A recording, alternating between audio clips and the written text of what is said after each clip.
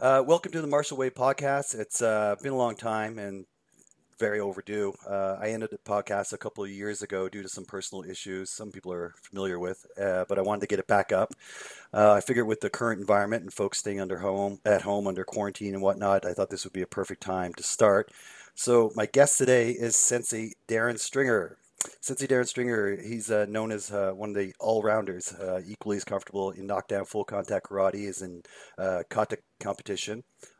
His accolades and tournament wins are way too many for me to list and mention here, and I'm sure we'll talk about some of them. But he's won numerous world titles in kata and knockdown karate.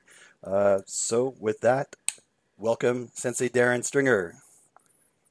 Hi guys, thanks obviously for inviting me on to the Martial Way. It's a pleasure to be here, and I hope to enlighten people on whatever they want to know. Well, as I alluded to at the beginning, this is I've been wanting to start this up again for a while because the last ones I did were really good. I did with Xian Judd and Cameron Quinn and a few other people. I got really good response with them, but then some stuff happened and I had to park it for a while. And I thought, now everybody's at home. This would be a great time to to hit people up. And actually, I was watching some of the stuff that you were doing online. Your stuff has always inspired me. Anyway, I follow you all the time. Actually, even right now during this quarantine, that gigantic bag that you're always using, that Fairtex bag, inspired me to get my own. So I didn't get the giant one. I just got the banana bag. So it's supposed to deliver tomorrow. But that thing's a monster. Oh, darn, you froze again. Yeah, it's big. I've got a bit smaller, but You're freezing up, Darren. yeah.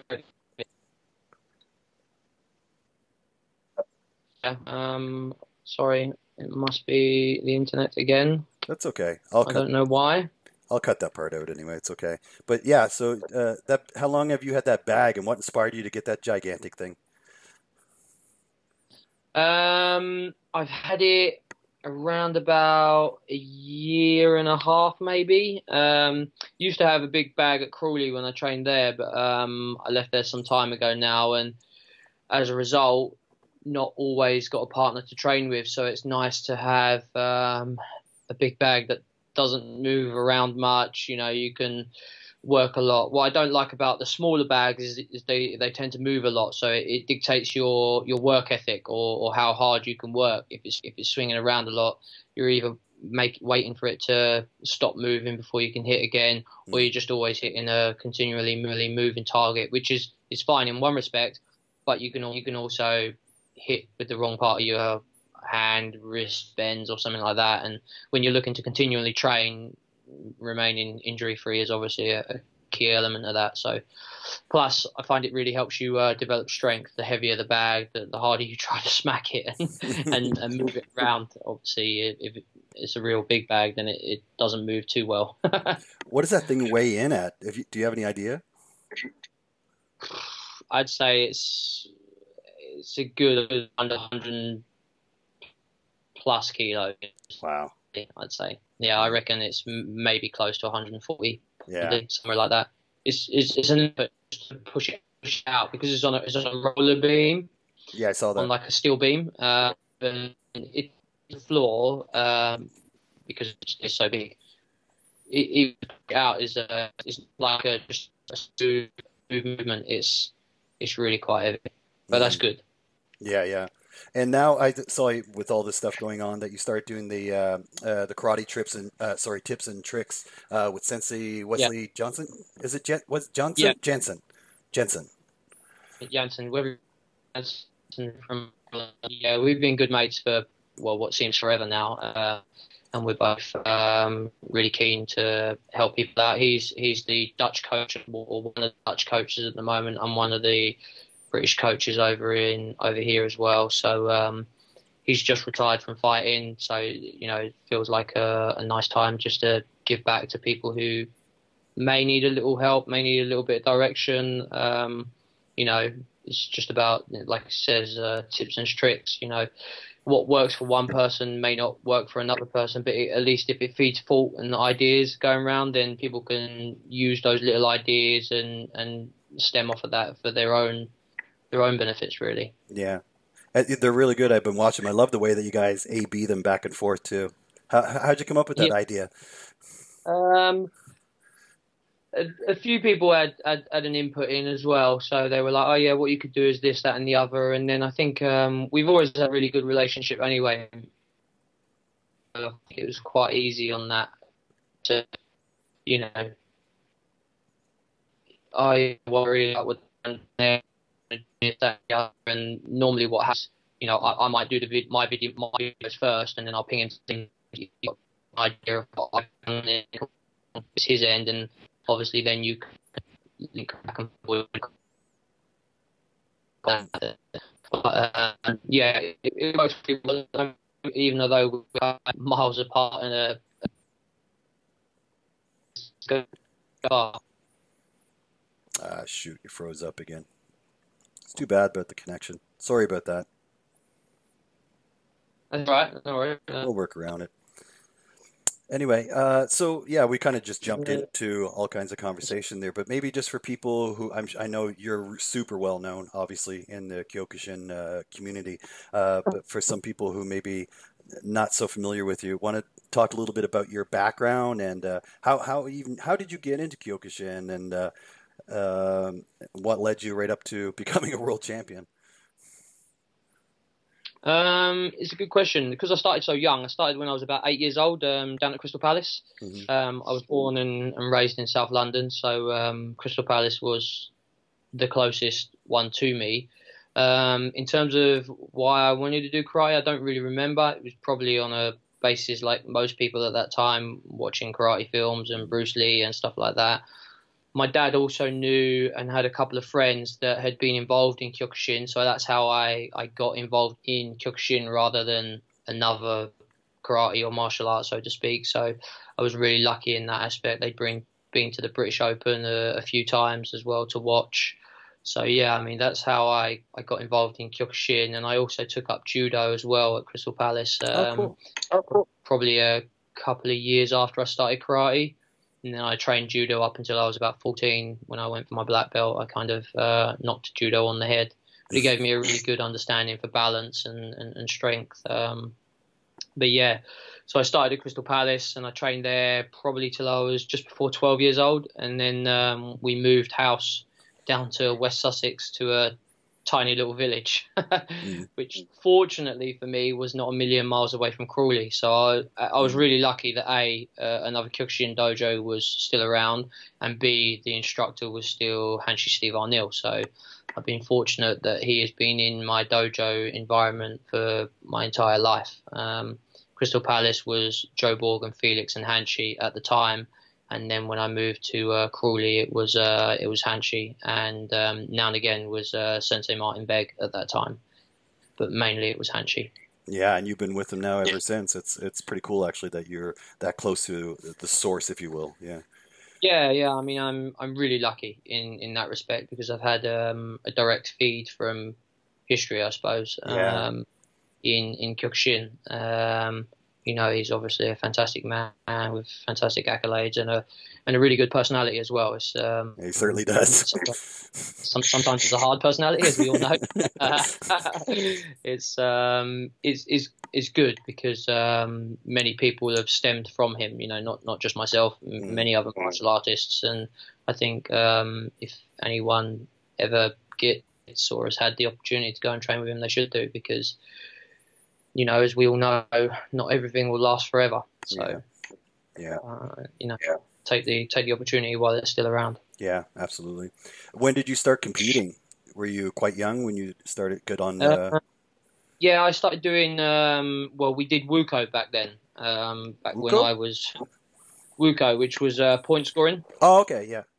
It's kind of it's almost similar to the styles that Shotokan and other martial artists do in that form, because back then at least we wasn't allowed to do knockdown as under 18s. Right. So we had Wuko, and then it went into Clicker, which is Yep. multi-point scoring.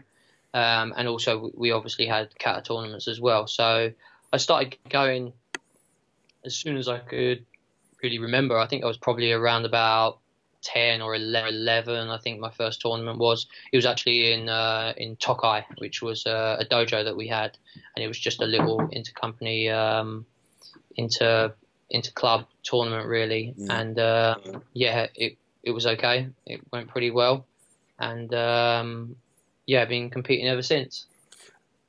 And then what about the transition then to knockdown? So how old were you? 18 when you tried knockdown, and were you nervous No, going into that, or? I was actually the first one from Britain to try knockdown under 18, and it was Mm. ironically in Canada. Oh, that was the Canadian uh, tournament. Yeah, I'm familiar with yeah, it. I went to Canada. I think I was 16 and a half or 17, something like that. Hanshi was going over there for the tournament anyway and to teach, and he it basically worked out that I went with him. So I stayed in the same room, went to all the sessions with him, and then I was supposed to fight knockdown or knockdown with head protectors. And then there was a kata tournament going on at the same time. So there was like, well, you're here. Do you want to do both? So I ended up doing both. So yeah, it was really cool. It was a good experience. I think for many children, not just me, you get to that kind of age, probably around about the 14, 15 mark, where you want to actually start doing contact stuff. You know, we're all hitting the pads then anyway, and there was only ever two tournaments in the BKK that you could enter. That was Clicker and Wuko, and that was twice a year. Right. And then there was the Kata event as well. So it wasn't like you had nearly as many tournaments that go on nowadays, and nowadays they're all predominantly knockdown or Kyokushin rules for under 18 teens. So yeah, it was nerving. Obviously, I had no real idea. I'd been to the British Open many times to watch and that lot, but at that stage, because I was kind of the first guinea pig program, I suppose. Let's see how it works out. There was no real direct training method involved in the juniors. I did mainly basics, kata, not much pad work during the club sessions because they're dojo sessions. They're for everybody, of course. Right. So yeah, I mean, I started running, doing bits, and you know, you always think you're fit when you when you go in for a knockdown tournament, but your first one, you realise that actually you're nowhere near where you need to be. So, yeah, I mean, it was good. I won the first fight, went through to the final, and then I lost the final. The guy kicked me in the head, and they were given the points because it was obviously headgear. So I lost on Sorry. It was a really good experience. Woke up the following morning, as probably everybody does, as a first attempt of knockdown. Woke up, and she was still asleep in his bed, and I was like, oh, woke up. I was like, well, actually, I feel not too bad. My chest is a little bit stiff, but then went to stand up, and my shins were just sore. Nearly just dropped to my knees. I was like, whew, that's a different sensation that you don't expect to feel. Because all the time you're kicking pads, you know, and bags, and it's a much softer feeling. It's a much bigger area where the surface area of impact is spread out over your shin, and yeah, it was a real difference to anything you'd ever experienced before. Yeah. But you know, those things kind of in your mind, they make you better. They move you on into directions. Okay, this went okay, but obviously my shins were really sore, so we need to work on rectifying that. I suppose the really good thing about that trip was because Hanshi was teaching so much, I had the morning session off the following day after the tournament, and then in the afternoon I started to train again. So the blood got circulating pretty quickly and moving around. I'm not saying I was fighting fit by the time I left, but that movement certainly helped a lot. Hey, did you? My dog playing with the window. Did you because the experience on the shins and stuff. Did you ever concentrate any of your training towards that, like specifically conditioning around the shins? And if so, what kind of stuff did you do or Yeah, still yeah, do? yeah, exactly. I mean, and that's where the big pad really came Mm, in handy because I was doing lots of big pad work after that. I was always training on my own for many, many years and most of my career, to be fair. I had snippets of people coming in and training with me. Maybe they'd be there for a longer period of time, but more often than not, especially early doors, I was all on my own. So what I did is I ended up kicking the big pad for literally an hour non-stop, mm, which really conditions your shins. Obviously, driving off on the floor, that gives you good calf muscles as well that enable your shins to be a little bit stronger because all the muscles around it are stronger. right. And then we were doing things like tire conditioning and things like that. We had a big tire up in Crawley. It's like a big tractor tire with a little bit of foam on it. So we were using that here and there. And then I started using it a lot more when I was training with other people that wanted to train knockdown. I did a little bit of things like rolling weights up and down my shins and things like that, but I didn't do too much of that because at the point where I was doing loads of kicking and loads of tire work, my shins were pretty okay at that point anyway. So, And and is ever it, since. yeah, I was just gonna say, ever since, do you have to keep that kind of conditioning up, or now that you've just built over the years like scar tissue or whatever, just Yeah, I mean, I do still keep it up. Maybe not as much as I should do, but I still do loads of kicking rounds on the big pad to make sure that my shins are pretty hard. I mean, mm, I have very bony shins anyway. People don't like it when I kick them when we're doing conditioning and things like that, but as a result, they're quite hard and strong, I guess, in that sense. But mm, you do notice it if you don't. It's like any conditioning. If you don't do it regularly, you feel it within yourself. So mm. I've been doing a little bit of log conditioning as well. I've got a big fat log at the moment that I just hang from the ceiling and kick that to strengthen up my shins and ankles and areas like that. Mm. And when you started doing the fighting, like, so a lot of what I've noticed, anyways, a lot of fighters, or sorry, I should say just karateka, they will either gravitate towards kumite or they'll Yeah, gravitate more towards the kata side of things. But yeah. you've taken on like a balance between the two, which is pretty rare, actually, especially to do it at the level that you do it. Was that a conscious thing, or were you just pulled to both of them? A bit of both. A bit of both.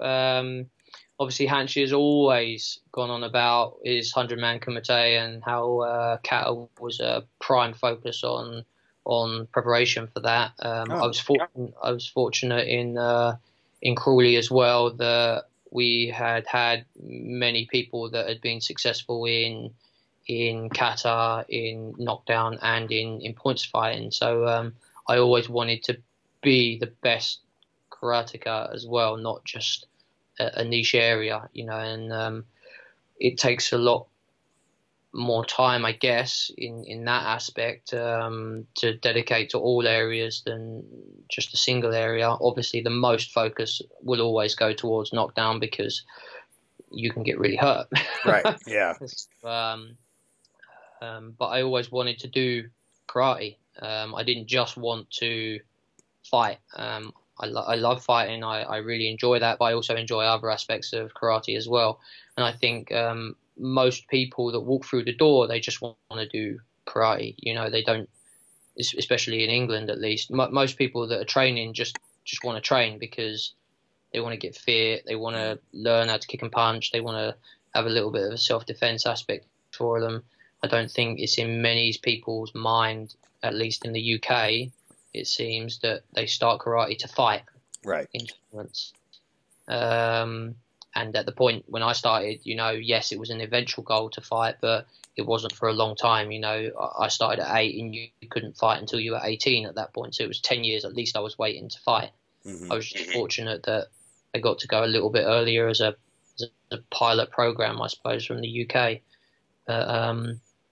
Yeah, as a result of the likes of Hanshi and other people in dojo that were all doing aspects of karate anyway, I always wanted to be good at all aspects and win all kinds of tournaments. I was fortunate, as you say, to have won world tournaments in both Kata and Knockdown. I also won the Clicker and Wuko events, which are the non-contact versions at a UK level, because back then we didn't have a global tournament for them. We have had in now, but so they were non-existent. But every tournament I wanted to enter and every tournament I wanted to win, and the only way you can do that is to be good at all of them. I was fortunate that I did okay, you know. How did you balance that training between, preparing for a kata tournament versus a kumite? And did they ever overlap where you were actually doing,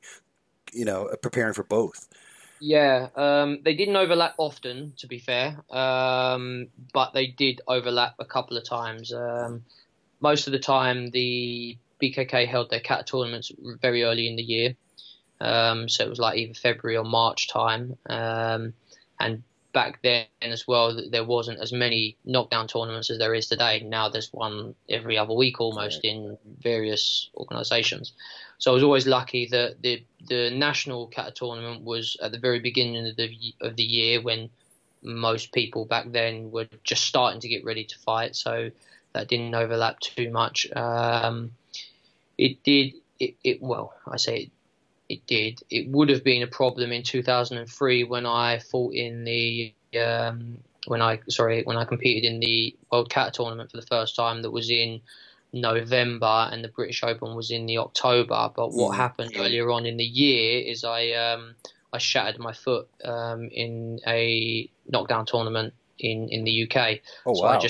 I just fractured the bones on the outside of the foot. So the coach at the time, as a result of that, said it's probably wise that you don't enter the British in case it happens again, then you won't be able to go to the World Kata tournament. So I didn't fight in the British as a result. I did a demonstration instead, but obviously that didn't involve breaking my foot again, so that was okay. And then in 2003, obviously I won the World Kata tournament. Then the other tournaments didn't really override each other until 2010, when I fought in world tournament in can't remember the dates, but it was around about May, June time, and the World Kata tournament was a couple of months earlier. So preparation was overlapping majorly in that, because I was entering in both, and because the Kata was first, I didn't have to worry about injuring myself or anything in the knockdown tournament. So that was quite tough in juggling both of them.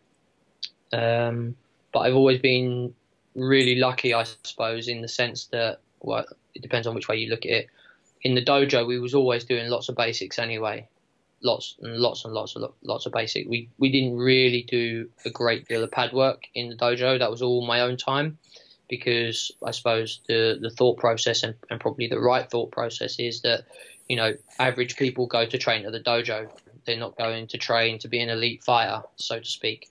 So you do what your normal karateka would do in the dojo, and that involves basics, passing grades. We did lots and lots of kata, maybe a little bit too quickly and overlapped at times, but it was still lots of basics, lots of kata, which kind of kept me in good stead in my basics. And then I did all my knockdown training outside of the dojo lessons. We did some knockdown training, of course, within the lessons, but not very much. So I was lucky in the sense that I was always doing basics, so I didn't really have to work on that, if you know what I mean. Yeah. Nowadays, I don't do enough basics because I'm the instructor,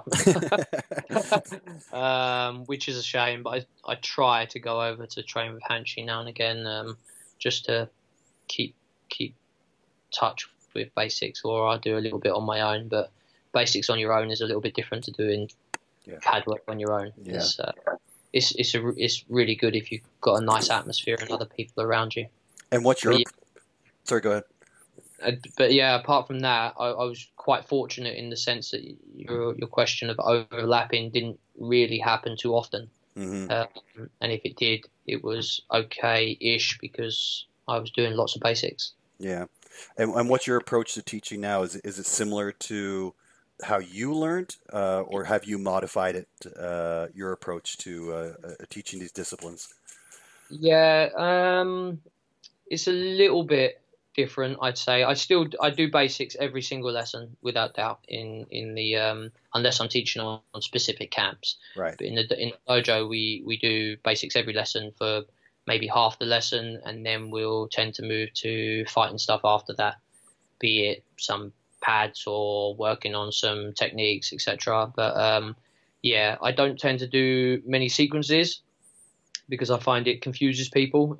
Most of my people that I have come through the door are low grades. You know, I Hmm. get the odd person from other dojos coming through, but most of the people I've got are either yellow belt and below or brown and black belt. I've got no kind of middle ground Right. of people at the moment, because we only train once a week, so progression is a little bit slower on that sense. But yeah, so I always tend to do basics, static basics, standing in Sanshin Dachi, things like that, fair few techniques, and then I tend to count as we're going up and down rather than just leaving people to go Mogore and then off they go. Because I find in that sense you can easily dilute your technique because you're thinking about going potentially too quickly, you know, or if you're a low grade, you're keeping up with all the higher grades that are potentially fitter and stronger and can go at that pace. Hmm. So I'd rather focus on people getting a better technique at a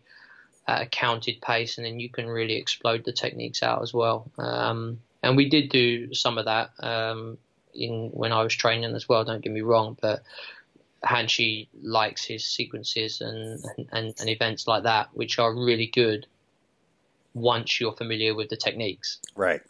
The trouble is as a new person coming in trying to follow all of that, You're getting lost. Yeah. I personally found that yeah, you'd get lost and develop a fraction of what the technique potentially should be. So what would your advice then? Somebody who wants to like improve that technique, like more on the Kihon Kata side of things. Um, what would your advice to focus on that area and to train for that? Like, do you get into where you break down kata into sections and just work on small portions to perfect that area, or do you look at it in a complete? Like, what would your approach and advice be around that? I've done it. I've done it in both ways. So I've done it in sections. Normally, what I will do with people that know the sequences, Mm. you potentially do it in sections, and then you can just repeat the sections, and then get better and better and better. But normally, if I'm teaching a kata from scratch, what I tell people to do is forget about all the power, all the speed that they generally associate with doing the techniques, and roll through it really relaxed and just Mm. focus on the position of the hands and the techniques. Because if you cannot do something at a slow level perfectly, then there is no way it's going to happen when you speed it up and then start adding power. And then I always relate it to kind of fighting as well, because that's the most important thing that people should be kind of adequate at doing. If you're going to do karate, you should know how to throw a punch and kick. That if you can't hit the correct area whilst you're doing basics slowly, what happens when someone is beating the crap out of you, or you know, you're really tired, you're really exhausted, you're in the third or fourth round of a fight, and it's not going to happen that you hit the right locations, etc. And kata really gives that pinpoint accuracy in that sense. There is a correlation and a link between basics, kata, and fighting. Basics is exactly what it says on the tin. It gives you a basic long technique which develops muscle structures and flexibility within your body, so to speak. An unrealistic position of throwing those techniques, which you reduce that into more efficient and effective techniques, it enables you to develop power and speed tenfold. But then kata obviously gives you the change of direction, the change of stances, one technique to another, especially when you get to like pin and knee onwards. So the first few katas are obviously very basic and very simple once you start learning the other ones.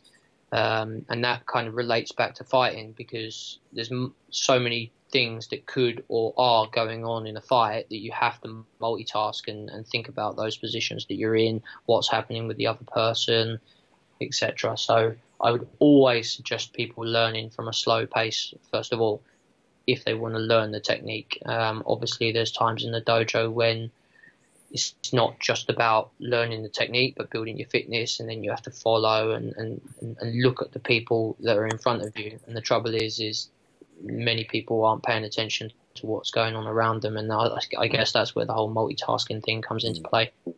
Yeah, and the coordination of it. Yeah, So easy, yeah. right? So would you say then that the kata training that you've done and prepping for all this stuff has actually influenced your fighting as well in a positive way? Because there's a lot of people out there will say kata is now useless. We don't need it anymore. Blah blah blah. All this kind of stuff. I don't belong to that camp. I will say that. But No. I'd like to hear your thoughts on like has it influenced your actual kumite? Even though I know kata is more derived for a self defense application, would you say Yeah. any of the other stuff has it influenced your fighting at all? Yeah, I think first of all, it gave me a really good technical base to work from. Right. Um, I mean, I'm very fortunate not to only be pretty flexible, but Hmm. I've got a pretty decent technique as a result, and that stems from doing basics. Because as soon as you practice something from a longer scale, you can always shorten that down and condense it. The trouble is if you're always doing fighting techniques and shorter techniques and more efficient techniques, when you try to stretch them out into basics or kata, that's when most people start to have a little bit of a problem. Mm. I'm not saying it's terrible, but I'm saying that it doesn't make the technique as effective or strong as what it should be because it's not the way you've practiced. And that's just with anything. If you practiced only basics forever and never did any fighting stance, on the flip side of the coin, it could work out that way as well. But yeah, it definitely shaped me in the way that I potentially moved around. I pretty good footwork, and I suppose that comes from katas, lots of ladder drills and lots of fighting drills as well. Don't get me wrong, but if you can move from long stance to short stance, from a kiba to a zen to kotsudachi, etc., then it makes your natural movements a little bit easier when you start being in a easier position, aka a fighting stance, because everybody's fighting stance should feel fairly stable, fairly relaxed, and easy to work from. Yes, okay, your legs might burn a little bit if you've got to bend on your legs all the time, but that should happen anyway if you're in a Kibudachi or a Zenkusudachi. So I think, yeah, like you said, there are some people out there that aren't interested in kata, or they say that it's not worth doing, etc. But for me, at least, I find if you're not doing them things, then why are you doing karate? Yes. We do karate for a basic and traditional method as well as being able to compete and be able to do sport karate. But first and foremost, karate was invented for traditional purposes, self-defense, basic self-defense items.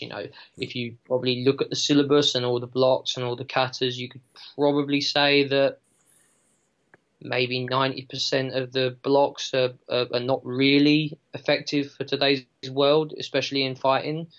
Self-defense aspects, yes, but then, I mean, the world is very much different today than it was 60, 70 years ago. So people aren't potentially now grabbing your hand to then do Yeah. a embroider to break out of it. But the traditional values are still there within those techniques, and we should continue to do them techniques, in my mind anyway.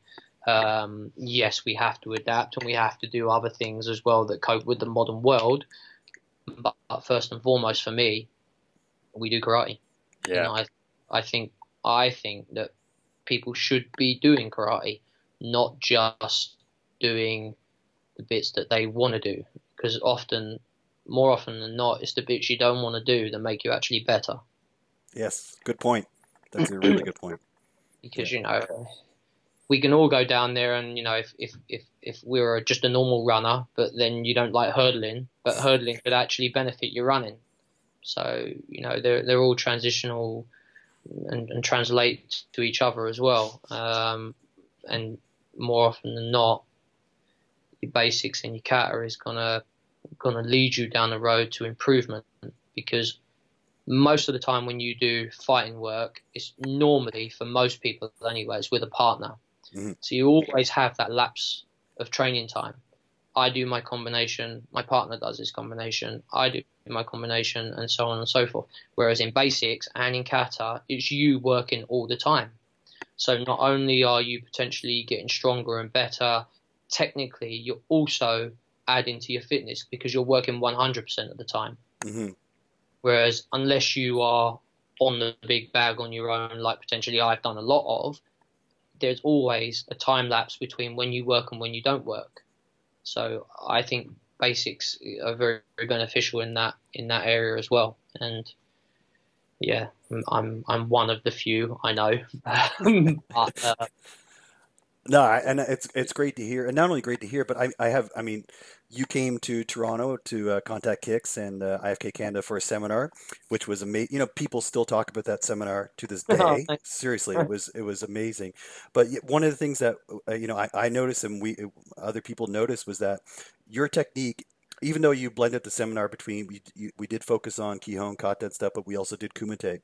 Is that when you were doing the Kumite stuff, demonstrating, or even when even seeing you spar or whatever, your technique is so clean, so precise, and so, lack of a better word, artistic. You actually, it looks sharp, it looks clean, and that's the feeling I got. It was coming from those basics, the Keon stuff. Your explosiveness was just incredible, like for your 0 to 60, and not just like flying out there, but the technique looked beautiful. You actually look beautiful when you're doing it. So that's why I was asking, because I was wondering if that's coming from that all the kata stuff, or all the kata practice, Kihon stuff that you've been doing over these years at a world championship level. yeah. Oh, well, thanks for the kind words. Maybe you need some glasses to No, I don't think so. look at the technique. But no, I mean, it is. I've already said I wanted to be the best that I could be in all areas, regardless. And I think basics from you stand from a rigid position to executing a technique, which you should from that point learn explosive techniques. And some people are naturally more explosive than others. I get it.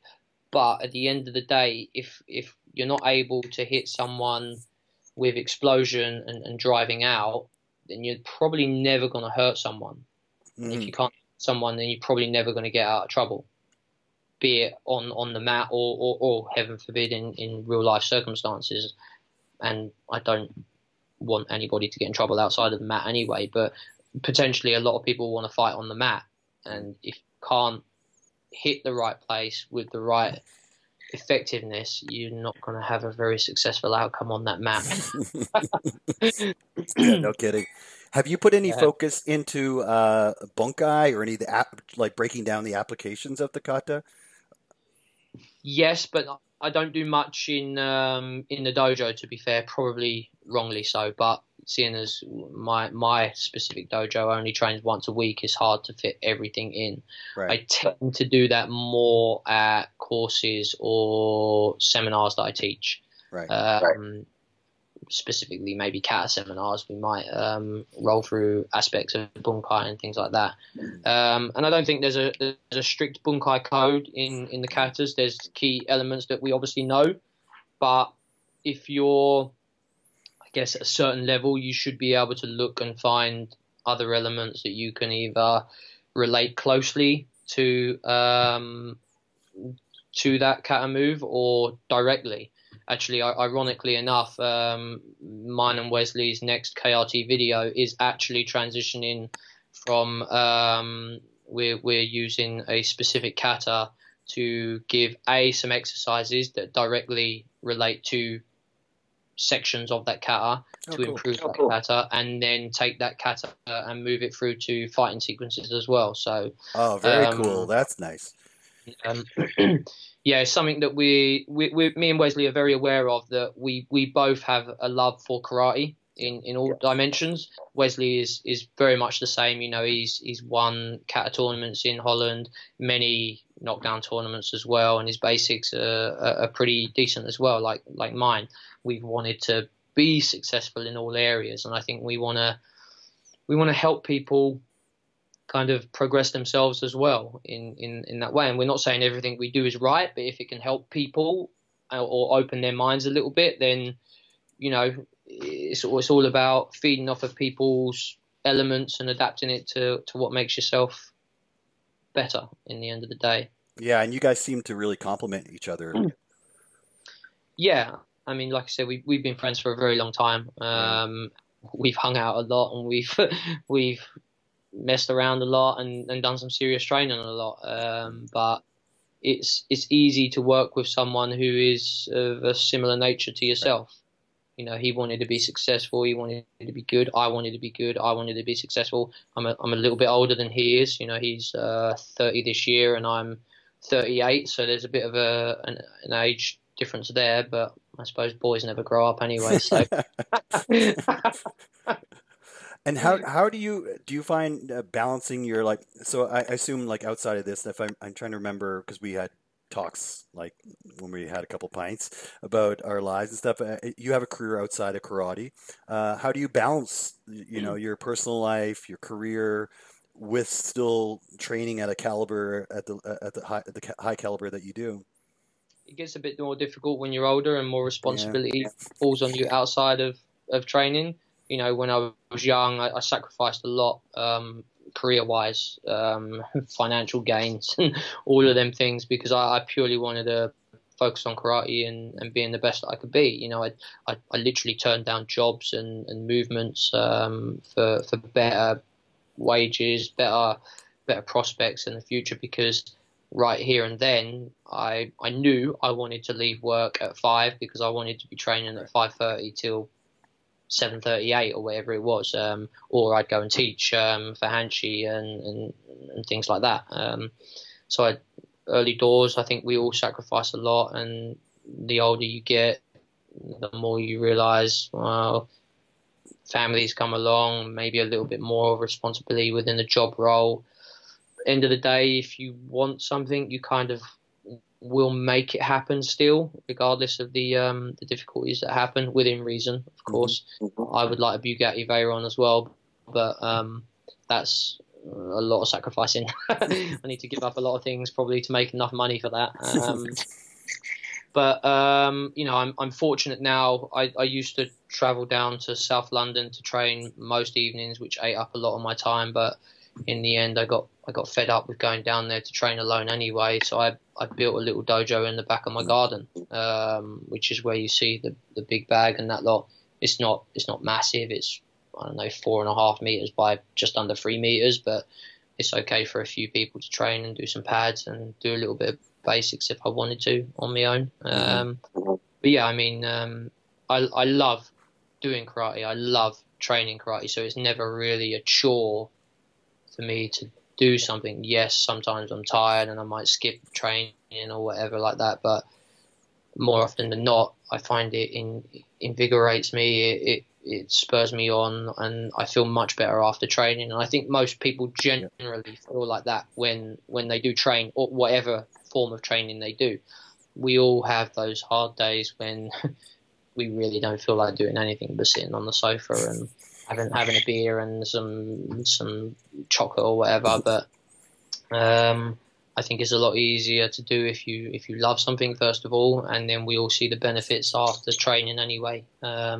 And I can't remember who said it, but it's always the days that you don't want to go where you kind of improve the most. When you're feeling great, everything's a lot easier and it moves along a lot better for you.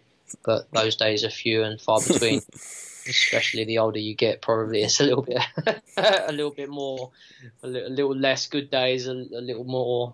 You know, should I sit here and do some Netflix time?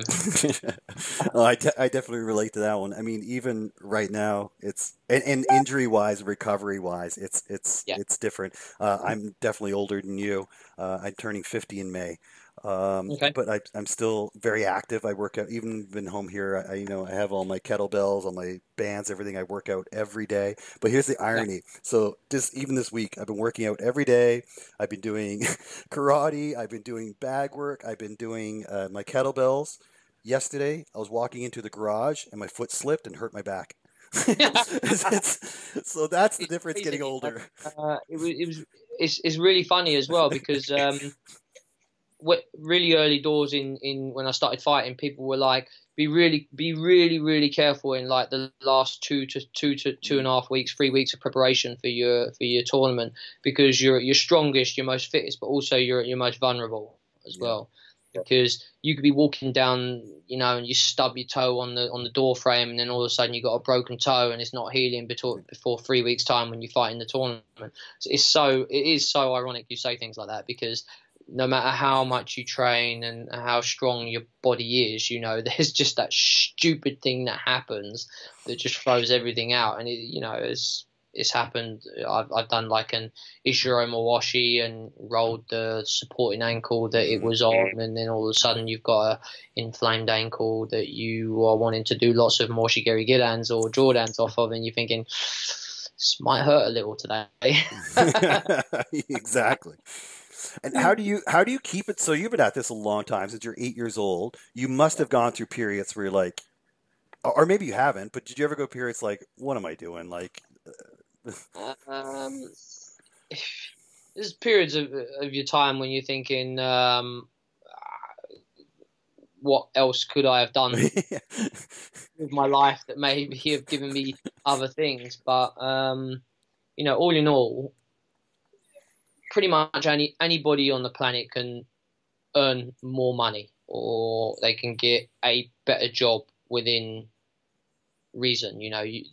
Anyone can progress their life in a lot of different areas. But when I look back on it and I think, yeah, okay, I've got friends that potentially are, lawyers or big CEOs or whatever they may be. But then I turn around and I think, well, actually, none of them have traveled the world like I have. mm-hmm. None of them have been fortunate to have won world or European titles or major things, and it is a fact, only a select number of sportsmen are fortunate to have achieved those anyway. That's out of a unique number of people anyway that even become sportsmen.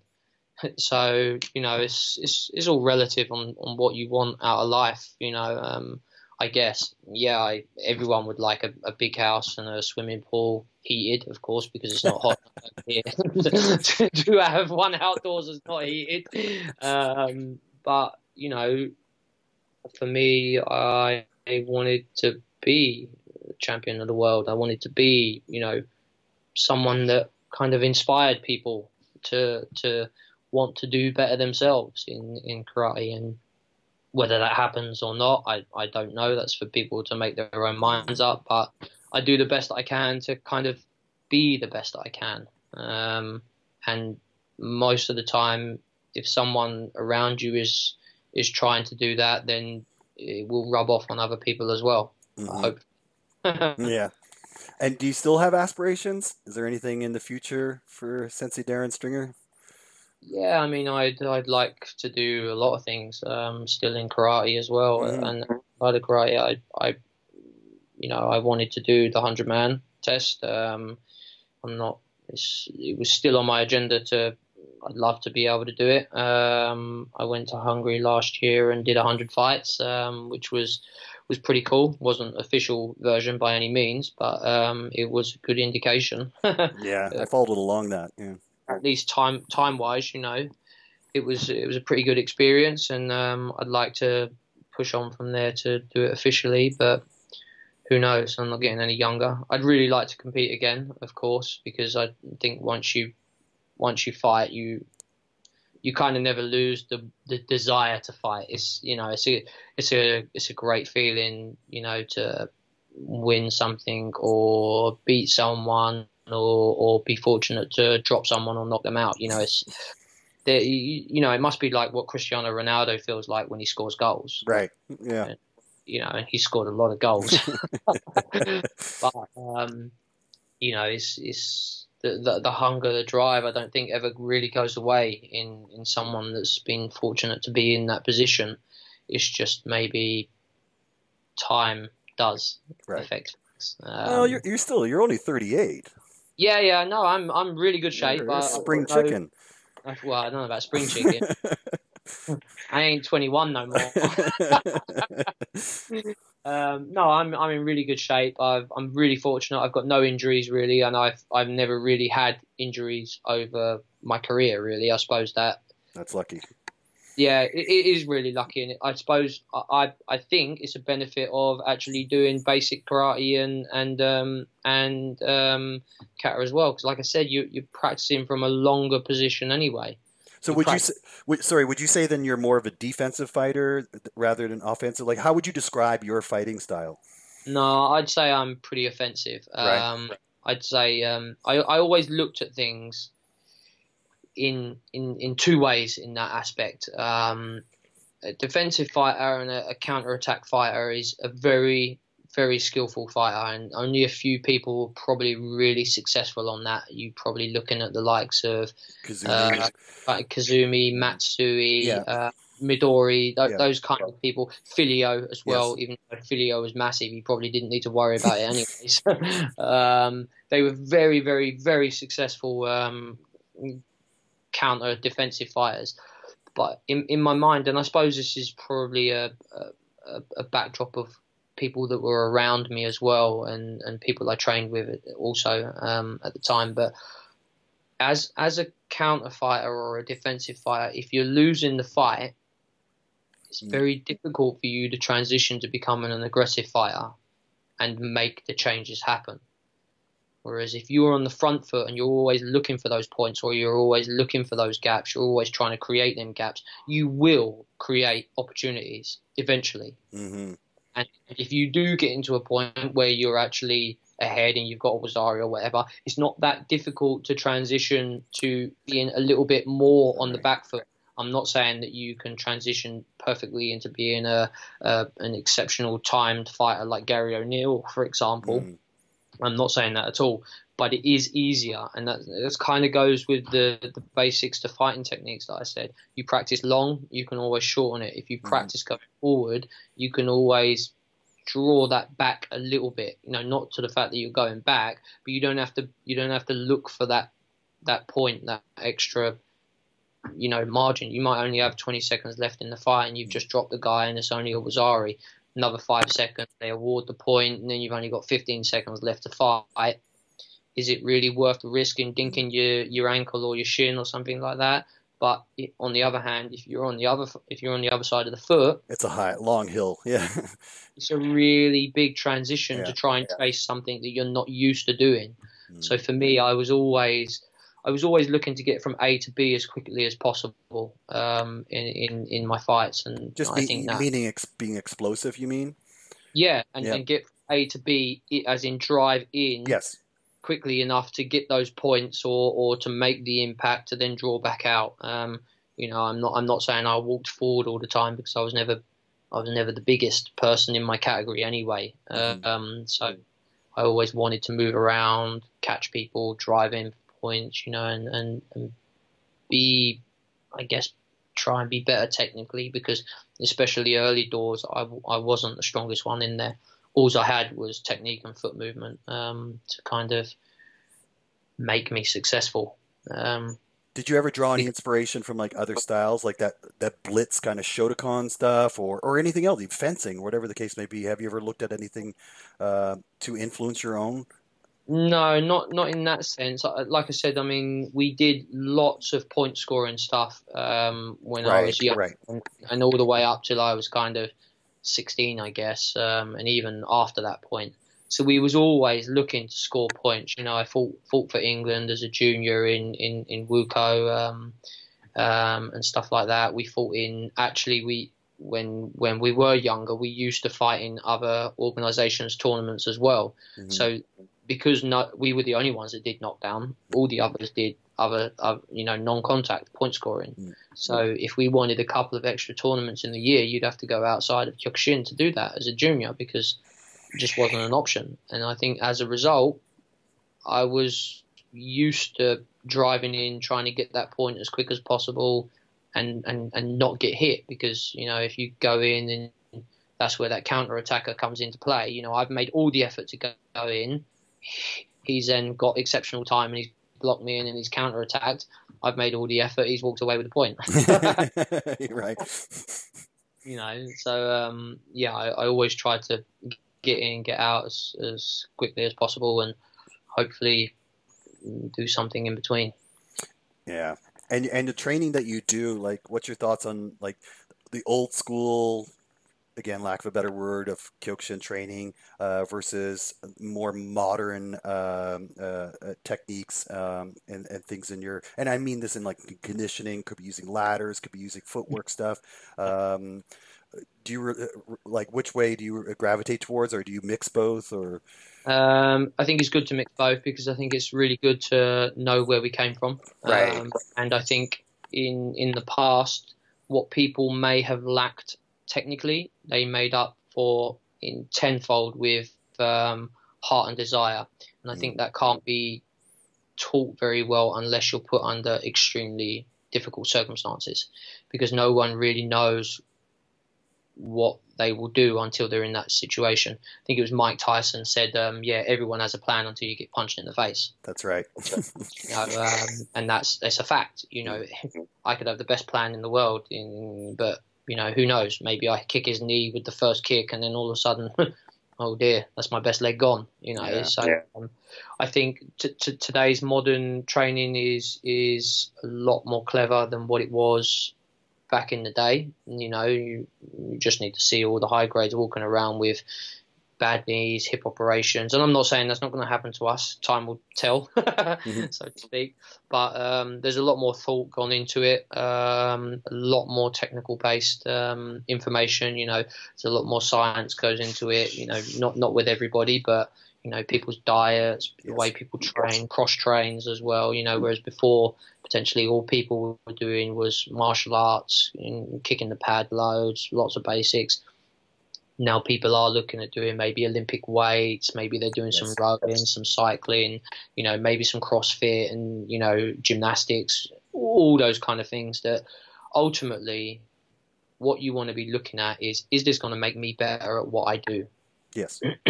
And if the answer is yes, you shouldn't rule it out. You can't do everything, of course, but you need to be selective about what you do and what you don't do.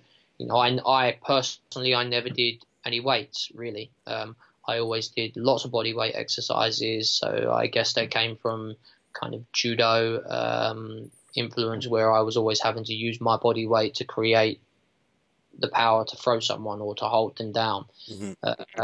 Then I did a bit of a gymnastics spell as well back in early 2000s, maybe 2006, with a friend. His missus teaches gymnastics. They actually teach a gymnastics school still together, and I go down there and I do some fighting classes with them. So it's kind of gymnastics and fighting combined that we do. Gymnastics are extremely strong athletes, so if you can utilize the natural strength that they're using there to transition into fighting, you know, one, they're going to be pretty flexible, and two, they're being strong as tanks. So it's a no-brainer that you're gonna you're Yeah. gonna have an advantage. I think Gavin Rush was a gymnastics guy that came over to Kyokushin, and he won the British in the early 90s. I want to say 93, but that might not be correct. But he was incredibly strong. You know, maybe his technique in karate was not the best use. You froze. We've been doing so well. Connection loss. And being really successful Sorry, sorry, Darren. in karate. Can you hear me? I can hear you. We Can you just, hear me? yeah, everything was going perfect and it just froze just for a minute. So I just missed the last few seconds what you said there. That's all. Just you were talking about No. the guy who came over, transitioned from gymnastics. Yeah. Yeah, I mean, and there's been lots of people like that. I think Abradusharev, I don't know if I'm saying that correctly, but he won the 2005 IFK World Tournament in London, Hmm. and I believe he came from a non-contact style of karate before he came in Kyokushin, and you can see his style is very explosive, very dynamic, lots of spinning kicks, axe kicks. You know, I mean, this guy could knock someone out in a telephone booth in his heyday. He's incredible. If you haven't seen him, some of the stuff he does is phenomenal. It Hmm. really is. And that was derived not necessarily from Kyokushin. Right. It was a blend of things that put together to make that happen. And that's the same way. It's evolution. Just because just because we're not boxers doesn't mean you can't do focus pads and boxing and stuff. It's really good to do some of them elements. You can't do everything, as I said, so you need to pick and choose what's going to be good for your body type, your style of the way you want to fight or do things. So, yeah. And you see it like in like the newer generation of fighters. They're more dynamic. They're more unorthodox than days gone by when they were more to stand and bang. And I think that's good. It is that evolution.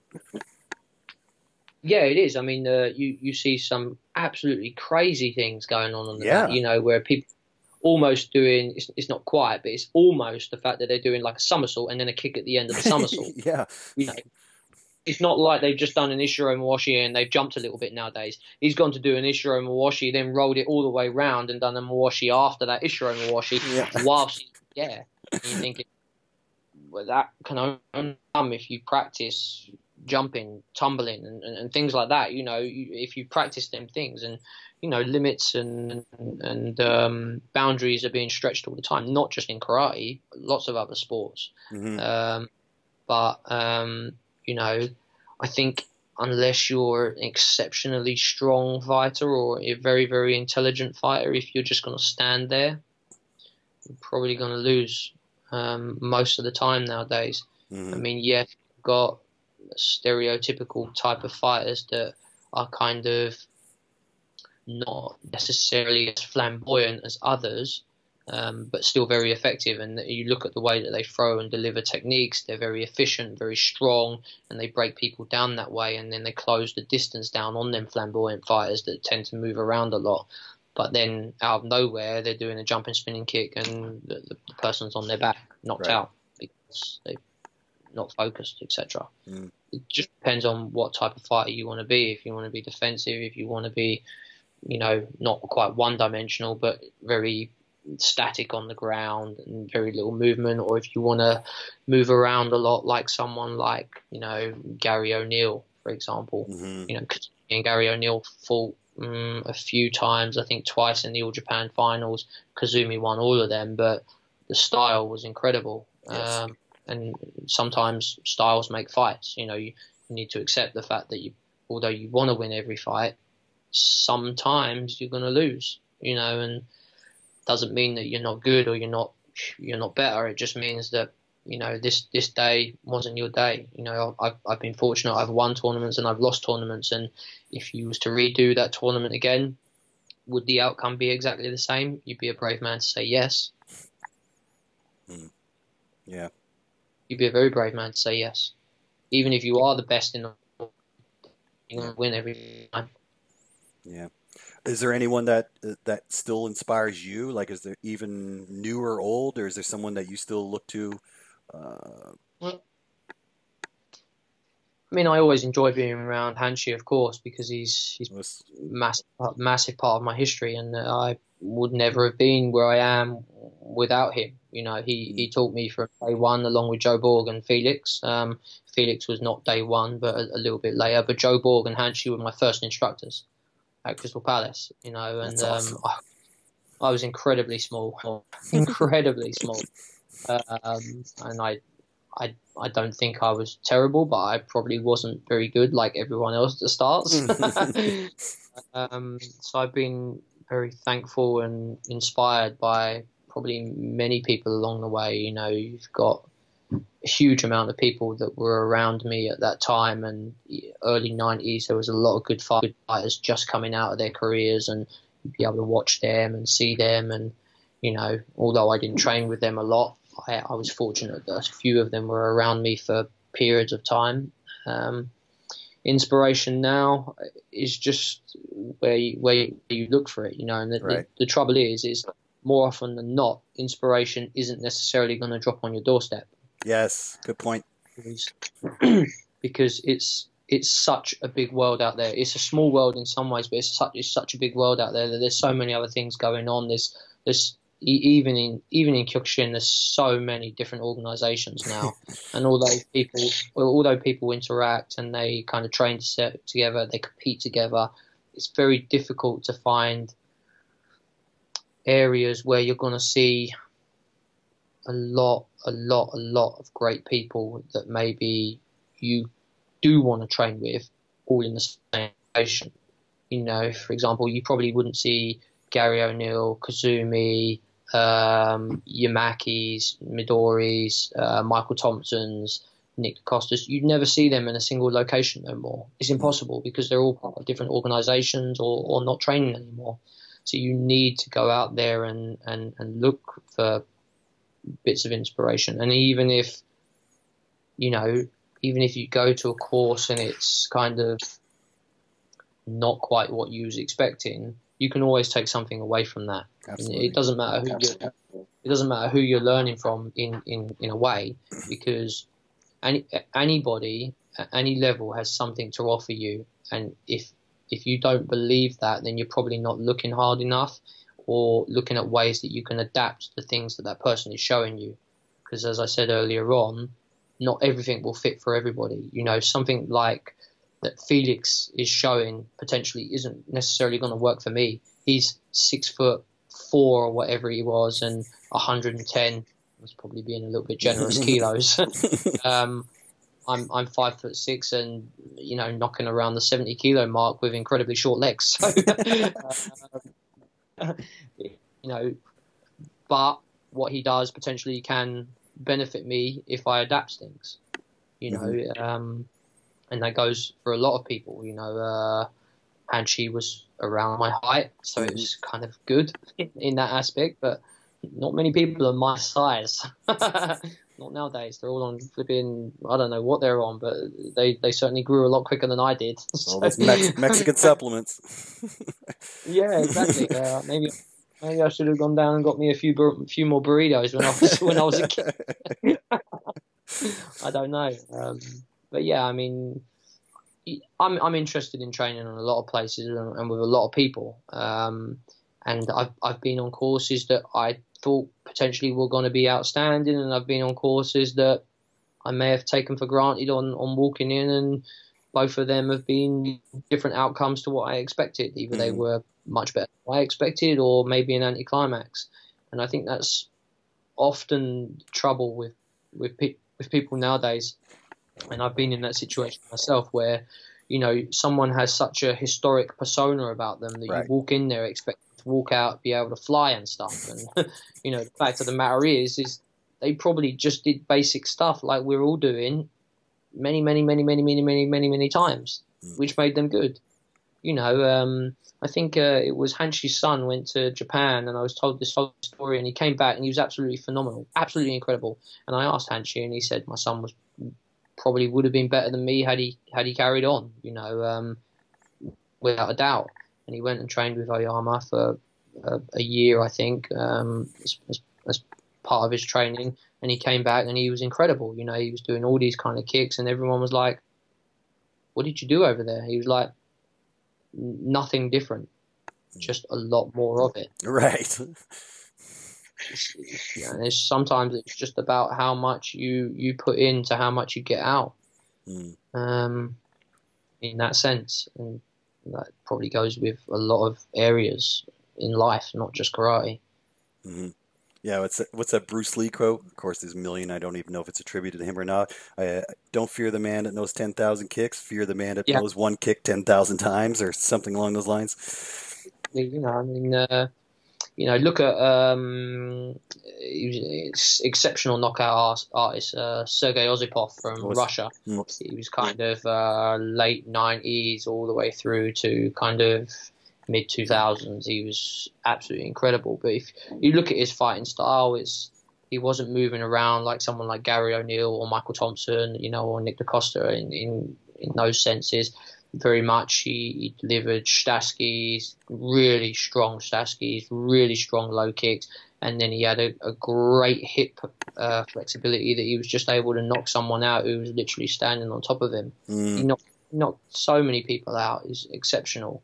So it wasn't it wasn't like he couldn't do all the other techniques, but he chose, this is my area of expertise. I'm going to concentrate on this, and he was very, very effective in what he done. And there's a lot of people out there that have done that. Even the best fighters. Michael Thompson was studied by a pretty much an unknown person and beat Michael Thompson because he just watched Michael Thompson, how he did this, how he did that, and then he used it as a perfect counter-attack at that one point and won the fight. And he was relatively unknown, and anyone can lose and anyone can win in that respect. But yeah, I think inspiration and growth only comes if you actually want to look for it and go out and find it. And Otherwise, would that be your advice for if you're giving advice to someone young and up and coming now who wants to get to the level that you've achieved? Yeah, I mean, I was fortunate and maybe unfortunate in a way that I had all the facilities I needed at Crawley. It's a 24/7 dojo. It is only a dojo, and there's got pads there. It's got a little bit of weights and stuff like that. But I could go up there. I could train when I wanted, pretty much with whom I wanted, if I wanted to go up there and train with people. And I had the environment that was perfect for training. The downside is I probably didn't go as many places as what I could have gone and trained with other people. But I was quite happy of where I was. I had Hanshi. I had great facilities.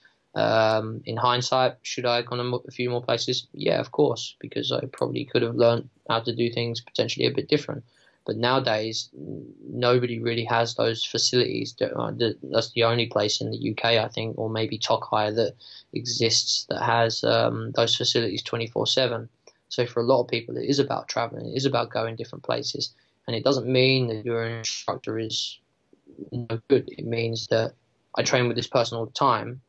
Therefore, sometimes different can be beneficial. Then when I go back to my own dojo, maybe my instructor picks up on those things. Maybe he goes, "Oh, where'd you get that from?" And they go, "Oh, I got it from so and so, just around the corner over the other side of the line, or whatever." Or I went to a course with X, Y, and Z. And there's going to be lots of things that people do the same, and a few things that people do differently. And it's those few things that you need to find. Because at the end of the day, we are all taught to do an oitsuki as an oitsuki. We should be, more often than not, in or around the same delivery. It doesn't always happen, but it should. But then what someone done is they adapted that, like Ademir da Costa, to create the Brazilian kick. Right. Before that, it was just a morshigeri. And then all of a sudden, this legend, as he is today, comes out and he's like, bang, bang, bang, and everyone's like, hold on a minute, I've never seen this. What's going on here? And all of a sudden now, loads of people do Brazilian kicks. Not so much in organisations potentially outside of IKO1. IKO1, I'd say, are probably the most delivering of Brazilian kicks still, because that's where it originated in IKO1. But then IKO1 aren't doing some of the stuff that IFK people are doing, or Kyokushin or etc. So there's a lot of good out there that you can find. You just need to be open-minded and go and give it a go, because you never know until you try if you can do it or not. Absolutely.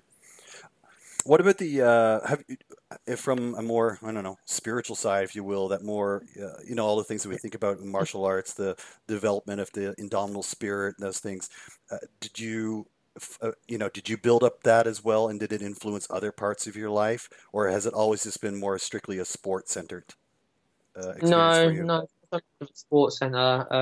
Obviously, that's a huge aspect for it, because if you want to compete and fight, it needs to be that. But I've always looked for other elements within karate. Maybe you adapt a kata and a certain bunkai element. In that way, for example.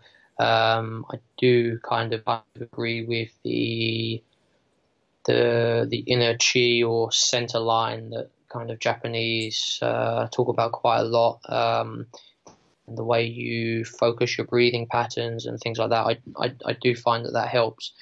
And if you can have an understanding of how your abdominal structures work, and your diaphragm controlling your breathing, etc., it can make a big difference. There's a story that went back many, many years. I think it was Tadashi Nakamura came over to teach in England, and she was there helping him out. And Tadashi Nakamura, I think it was really unhappy with everything, that kind of people weren't punching properly and weren't punching strong enough, saying that they were really weak, called Hanshi over, and as Hanshi was walking over, unassuming, he just absolutely tanked him one with a Gyaku ski that probably touched his spine.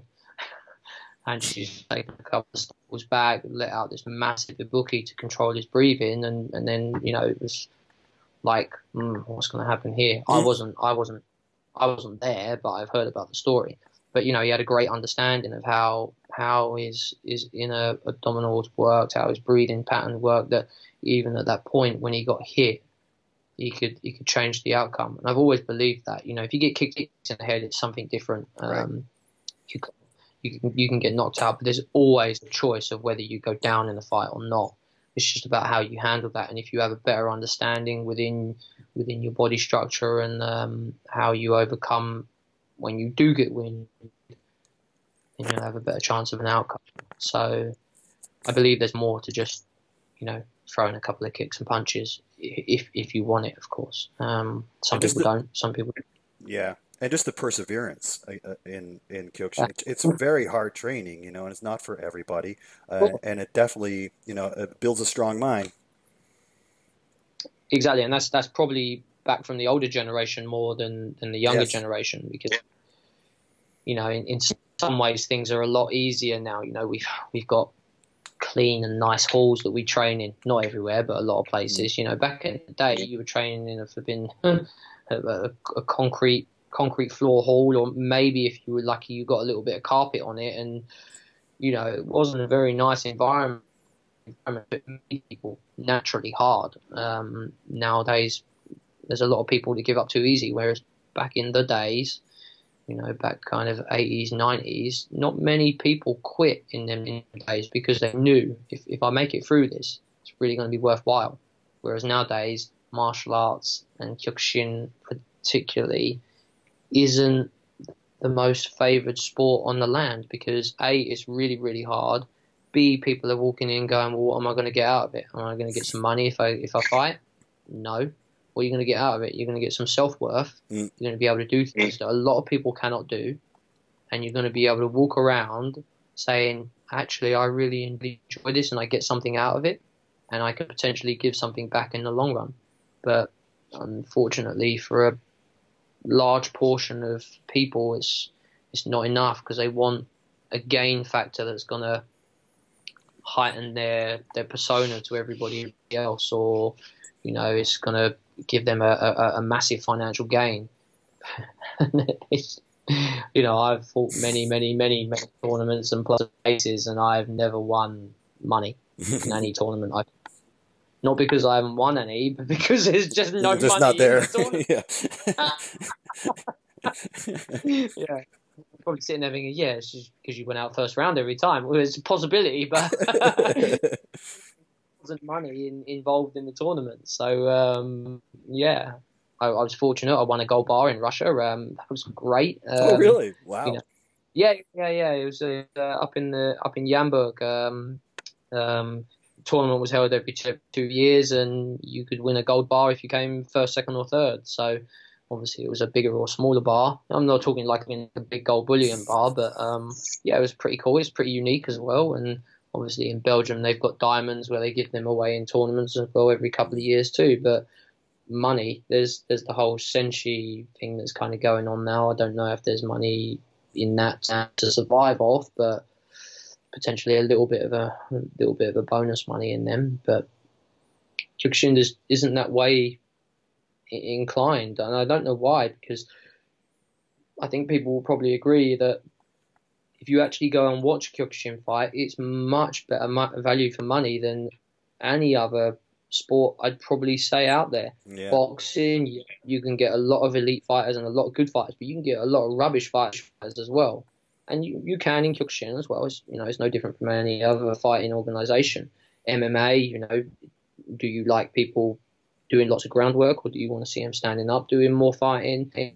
it's, the trouble is all of those have been marketed a lot better than what Kyokushin has, and now as a result, people think, oh, I go and earn serious money and be the next Conor McGregor. Yeah. Or I could go down the local dojo and do it for free. But George St. Pierre came from Kyokushin, and he's not done bad. People don't realise that all them big names that are doing magical things in a lot of the fighting arts, a fair few of them have derived from Kyokushin. K1 was riddled with them back Absolutely. in the day. Mm-hmm. And that lightweight fighter just doing K1, I forget his name, but he's incredible. He's from Kyokushin as well. George GSP in MMA. We exist. It's just people don't really associate us with us being able to do them things. Mm-hmm. But actually, we're probably far superior stand-up to a lot of other stand-up styles. Oh, absolutely. And to your point, K1 showed that the transition, those Kyokushin fighters that moved over to K1. Yeah, it was just fantastic. Yeah. You probably had like two sets of people. You had Kyokushin people and Dutch kickboxers. Yeah, exactly. Yeah, and that was pretty much it. And Dutch kickboxing itself was influenced by Kyokushin. Exactly. And I mean, we took elements from Thai boxing as well, and when they went over there way back in the 60s and whatever, and but the fact of the matter is that Kyokushin almost always has never turned away from fighting in other people's rules. Yeah, we went and fought in Samba or whatever it was. Mm-hmm. We X, Y, and Z. And I'm not saying we're the ultimate fighting machines, but we're always willing to kind of give things a go. Mm-hmm. Yes. Yeah. Well, oh, you froze again. Oh, there you go. So we've done almost an hour and a half. Yeah. I don't want to eat up the rest of your Sunday over there. Thank you so much for chatting with me. Is there any parting words that you want to give people? And where can people find you? People can find me anywhere, really. I'm on Facebook. I'm on Instagram. I guess they can find you at home these days. Yeah, find me at home as well. I'm not giving out my address to the whole world. No, I mean, people can find me on Facebook, Instagram. You can check us out on our KRT website as well, where we're giving out the tips and tricks. Me and Wesley, we'd like to get feedback. We'd like to get a bit of an engaging process going on there. We had one person ask for specific help on an area, which we addressed. So hopefully we can do that, as well as giving our own input in on that. Can you do a breakdown of your yokogiri for me? You have a beautiful sidekick. I love. Yeah, we can do that. It's not a problem. But yeah, I mean, I'm approachable. I'm there for people if they want to talk to me. I have a day job like everybody else, so I'm not saying I can answer you there and then, but we definitely like to help people out, do some more seminars between me and Wesley, or just within the IFK or outside the IFK. But we want to make Kyokushin more recognized. And there's a fair few people trying to do that as well, and it's working. Mm-hmm. It's just for some reason we're just not on the same level as some other people in terms of recognition. I would suggest anybody getting involved in Kyokushin, because I believe that Kyokushin has many dimensions that are going to help you in a lot of different areas within your life. Even if you're playing football, Kyokushin is going to help you. You're going to be stronger, you're going to be fitter, and you can transition that fitness into running around the pitch, and damn, you're going to kick that ball hard. Building self-discipline along the way. Exactly. Even kids, kids should be getting involved in some form of martial art. Ideally, I would say judo or Kyokushin, because they're going to give you strength and balance in both of them elements, and they're both traditional sports still. Yes. So even though there are competitions and there's a lot of tournaments in judo, and yes, it's an Olympic sport as well, but both of them elements, they have good discipline factors, and they have good traditional routes that you can follow and you can use to focus. There's a lot of kids that are running around doing X, Y, and Z. They're not really focusing on what they need to, because there's so many other things going on in life nowadays. sometimes that thing when you go into a dojo and your phone doesn't go through the dojo door with you, it stays in your locker room. You have nothing else to concentrate on but, am I going to get a kick in today? Is the session going to be really hard? Yes to probably both of them, but am I going to come out a better person? Yes to the last one as well. So I would suggest everybody gets down the dojo, and Kyokushin dojo especially, because we are really good at what we do. Mm-hmm. We are. Yep. It's not just a prejudice. It's a fact.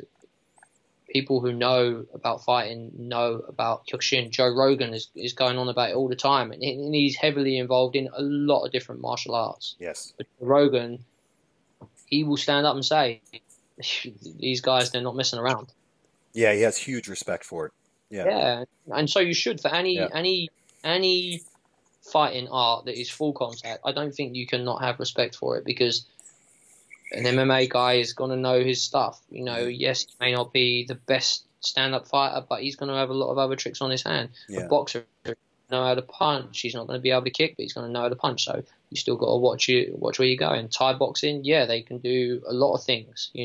Elbows, punch into the face, etc. You've got to have huge respect for all fighting arts that are out there, because you just don't know which one is going to be the best, because so many have good factors. But for me, yeah, Kyokushin is the best. Yeah, and I noticed. Sorry, I was trying to wrap it up, but there is I don't know what it's like in the UK, but here we are feeling a growth now again in Kyokushin. There is more interest, there is more involvement. We got more people coming, so I'm hoping and platforms like this to obviously promote it as well. So I think it's there, and I hope the same in the UK as well. Yeah. So I mean, you've got a great dojo, and obviously Sensei Steve is good as well at what he does, and Yes. he's got a really good environment over there. You've got BJJ going on, you've got some kickboxing, and you've got Kyokushin all under the same roof. Yes. And it's a 24/7 dojo. Yes. So that does obviously have a benefit to it. The trouble is in the UK, there's not very many of them. Mm-hmm. As a result, you may have a dojo that could have been operating for 30 years. All of a sudden, the price of the hall goes up. Right. You can't find a hall no more, and then you can't find another hall. You lose your students. Then it's hard to get back from that point. Yeah. This probably comes from the point of view that Kyokushin hasn't and wasn't marketed to the same effect, because rightly or wrongly, we always had we're Kyokushin, people come to us kind of attitude. There's a lot of other people that are saying, we'll take you. Right. Fair. That person could have been amazing. He could have been amazing in whatever field of sport he went into, but someone went and got him rather than waiting them to come to us. So there's a lot to be said potentially for that. Yeah.